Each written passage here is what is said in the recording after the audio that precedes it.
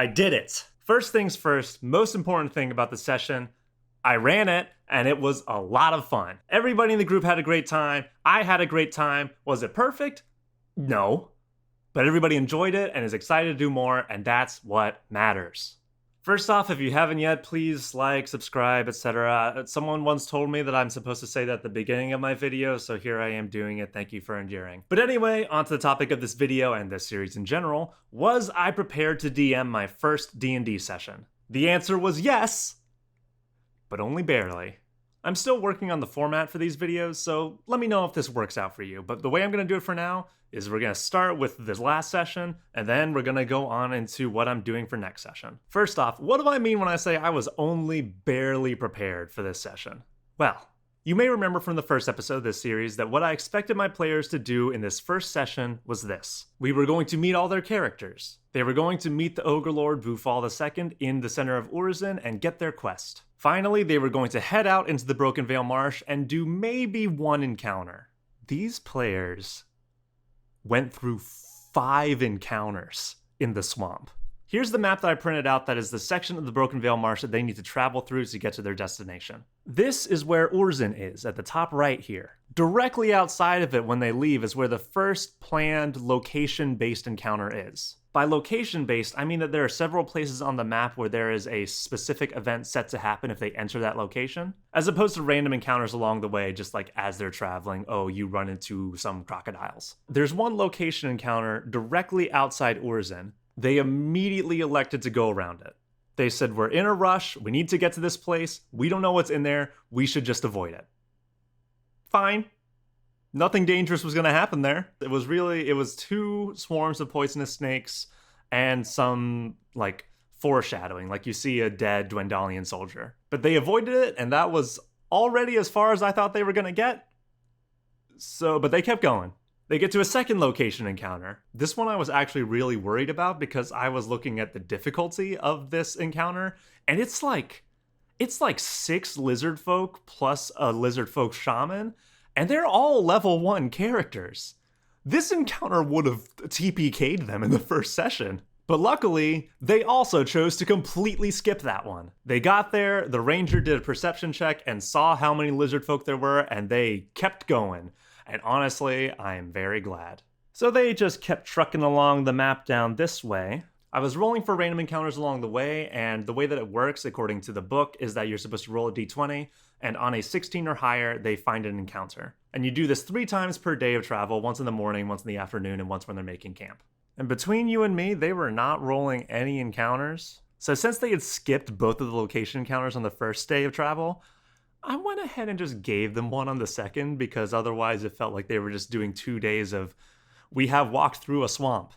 So I did fudge it a little bit and slip in 1 encounter of combat on their second day of travel. They fought against a giant constrictor snake, and they beat the shit out of it. It literally only ever hit 1 person before they killed it. I thought it was going to be tougher than that, but turns out, no. I will say that the one time that snake did hit, it dealt 13 points of damage. But luckily for the party, that attack was against the barbarian, and that was the only character who would not have been knocked unconscious in that 1 hit. So, maybe it could have gone very differently if the dice had rolled a different way. But they still kicked that snake's butt. Actually, you know what? I take that back. The snake was the second encounter that they did. The previous night, at the end of their first day of travel, they did do 1 other encounter. They were being ambushed by bullywugs while they were setting up camp, but they didn't end up fighting them because they scared them so bad that the bullywugs ran away. And that wasn't a mechanic that I put in there, that's just part of it. They can be pacified with a successful DC 18 intimidation check. But my players noticed them coming in, hid in their camp, and then reversed ambushed the bullywugs. So half of them were hit with Bane, one of them had a knife up against his throat, and they just got the heck out of there.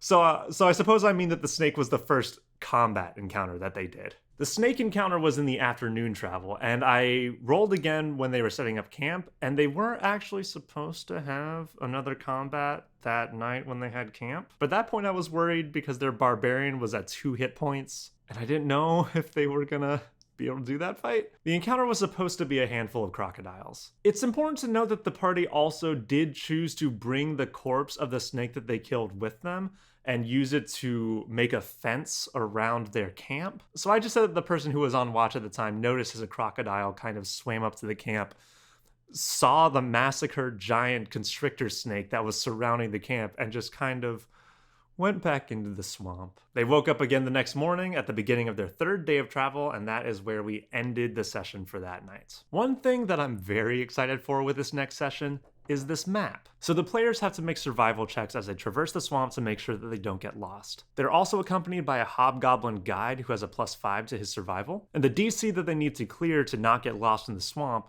is 15. And this poor hobgoblin, they had him guide for the first 2 days, but on the second day, he got them lost. But what happens when the party gets lost isn't that you just tell them you are lost, oops. It's that they get to keep plotting on their map where they think that they're going. And I plot on my second map behind the screen where they actually are. Basically, instead of them getting to move 5 hexes on the map, I roll 5d6 behind the screen, and that determines what direction they actually went. So the hobgoblin, his name is Morgid, got them lost, and they realized this because they were supposed to be coming up on this area of the map here, but it was not appearing. So after that, our ranger took over the navigation, and she rolled survival checks. And the party doesn't yet know that she also failed those survival checks. So the party thinks that it's right around here, but it's actually right over here. The comedy of it is, the party is probably going to realize they're lost when they reach the location that they weren't reaching earlier, which made them realize that they were lost. So that's very funny to me. The reason, though, why I was still prepared for this session was that, sure, they did more encounters than I thought that they were going to, but I knew beforehand what all the possible encounters were. Like, I went ahead and prepped as much as I could for every possible random encounter because I couldn't have known which one that they were going to run into. Sure, they did 3 random encounters more than I thought they were going to, but that's, for me, the same amount of preparation as I would have done for if they had only done 1 random encounter. So them doing more this session than I expected them to wasn't really an issue. And there were definitely a lot of times during the session that I got sloppy and forgot stuff or missed things. Like when the bullywugs were ambushing the group around their camp, I forgot to factor in that the bullywugs have like +3 to stealth when they're in marshland, which they are. And I forgot to give players disadvantage because it was dark out and not all of them have dark vision. So if I went back and did it again, I would get those things right. But at the same time, the party didn't care. Like, no one at the table was upset because they rolled perception checks and they saw the bullywugs and they were like, I don't think I should have seen them. Like, it wasn't correct, and I would fix it going forward, but it didn't bring down the session, you know? So here's first-time DM advice. If you miss something small, don't worry about it. No one cares. And honestly, probably no one noticed. So let's get into the next session. First off, what am I expecting them to accomplish? Let's look at this map again. So they are right here on this map right now at the beginning of their 3rd day of travel. This is where they're trying to get to. My hope is that the end of this session is them reaching the fort. Reaching the fort is also what gets them to level 2.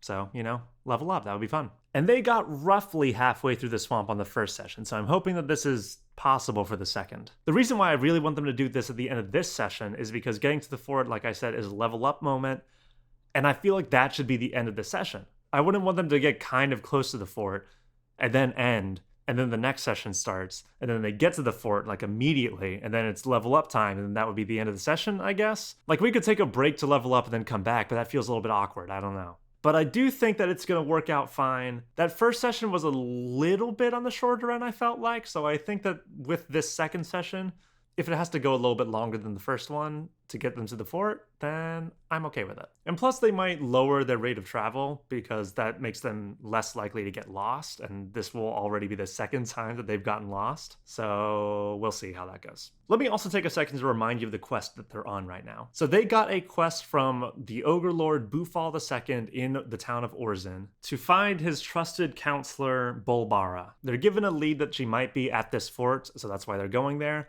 And spoiler alert, she is. Or she can be. The thing is, whether or not she's still at the fort depends on how many days of travel it takes the party to get there from Orzin. And honestly, it's pretty tough to get there in time. If they take too long to get to the fort, then she, through a series of events, gets possessed by her patron, destroys the fort, and goes out on a rampage back into the marsh towards Orzin. And honestly, it's pretty difficult for them to make it there in time. According to the module, for them to make it there in time to prevent Bolbara's possession, they have to make it there by the end of the 3rd day of travel. I straight up don't think it's possible for them to do that anymore. So this means when they reach the fort, it's going to be like destroyed, all the guards are going to have been wiped out. It's a very different encounter than if they make it there on time. That honestly makes the prep for that future session a little bit easier for me, because I don't have to plan any potential combat in the fort, or come up with all the possible NPC interactions that would happen in that fort, because they're all dead. But I'm getting ahead of myself. That's not going to be this next session, probably. That's probably the session after that. So let's bring it back into this next session. Maybe this is just because I had one good session and now I'm overflowing with hubris, but I don't think I have much that I need to prep for next session. Because like I said, it's just going to be them continuing through the swamp.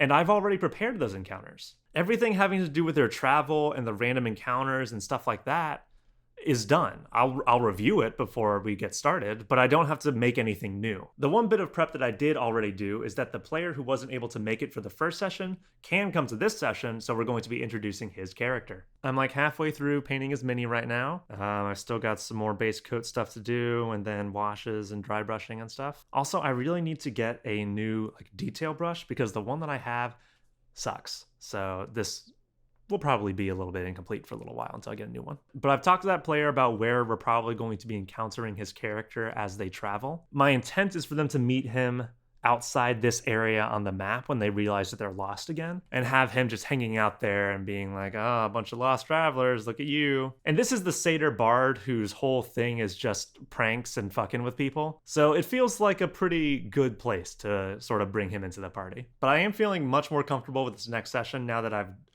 gotten over the hump of doing the first one. And then I realized, I can do this. Sure, I slipped up a little bit, but nobody cared or noticed. I had prepared everything that I needed to prepare, and I feel like I'm in that same position for this next session. So I'm feeling good. And I guess we'll see next time whether or not they make it to the fort, or if they just somehow pull an entire 180 and go the wrong direction in the swamp. Who knows? One other thing that I want to throw in here. This is a very distant thing, but I was thinking more about Felurian's backstory, the changeling Hexblood College of Tragedy bard. I was thinking about why the 2 other hags in her backstory disappeared, and what I think I want to do with it is this. It'll be that those 2 hags were actually previously part of a coven with a 3rd hag, but they kicked that 3rd hag out of their coven. And now that 3rd hag has kidnapped the other 2 for revenge. And then way down the line, there's going to be this cool encounter where it's that hag's new coven versus the party with the option of freeing the 2 hags that are part of Felurian's backstory. And then when that happens, I'm going to prepare a list of coven spells that she can do once she's with her coven.